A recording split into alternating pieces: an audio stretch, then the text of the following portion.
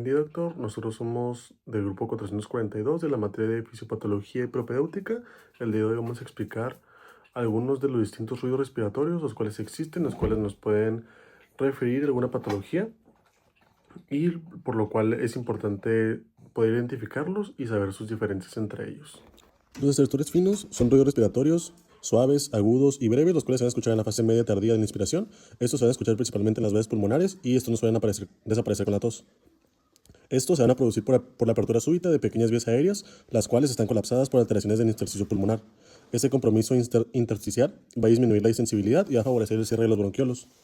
Al momento de abrirse bruscamente durante la inspiración, van a generar el ruido característico de velcro.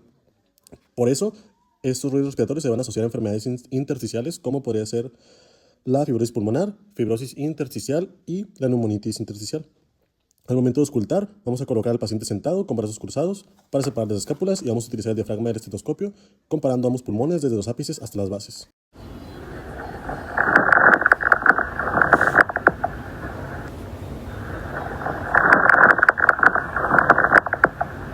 Continuando con los estertores gruesos, estos son ruidos respiratorios anormales que se escuchan principalmente a los inicios de la inspiración y estos se pueden prolongar durante toda la expiración. Por lo que muchas veces estos se consideran bifásicos. Estos se describen como sonidos de chasquidos o como un sonido burbujeante.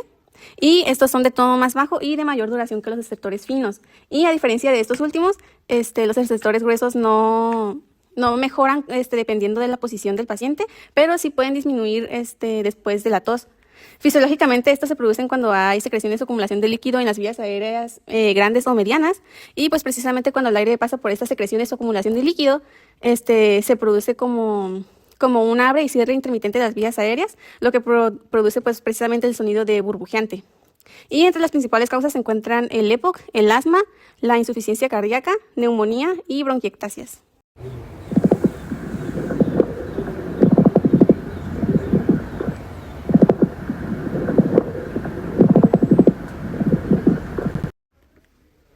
Si hablamos de ruidos pulmonares, las sibilancias suelen ser una de las más representativas. Las sibilancias se caracterizan por un sonido musical y agudo parecidos a un silbido, que suenan así ya que se deben al paso del aire por vías respiratorias ocluidas u obstruidas, lo cual nos puede indicar obstrucción bronquial en caso de escucharse bilateralmente. Si es unilateral, podría indicar la presencia de un cuerpo extraño localizado, como un tumor, oclusión de moco o alguna compresión extrínseca. Su auscultación es localizada en la región infraventricular, en donde se ubica el ápice de los pulmones.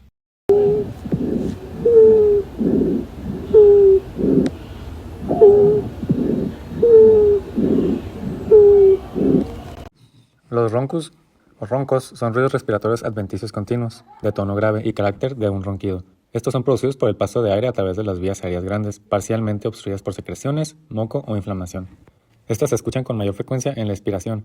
Pueden ser difusos o localizados según la distribución de las secreciones y, a diferencia de las sibilancias, suelen modificarse o desaparecer después de la tos, ya que esta moviliza el material obstructivo.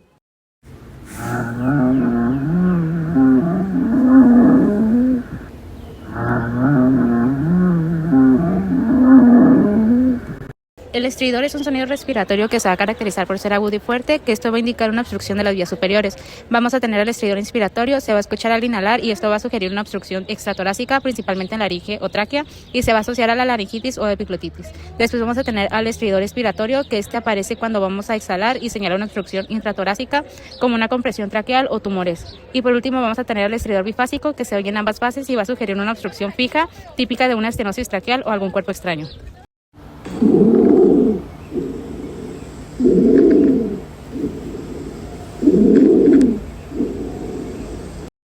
El roce pleural es un ruido respiratorio normal causado por la inflamación de la pleura, cuando la pleura visceral y parietal pierden su lubricación y se rozan entre sí. Para auscultarlo, se ausculta el diafragma con el estetoscopio, las bases pulmonares, la región axilar, con el paciente sentado con los brazos cruzados respirando profundo.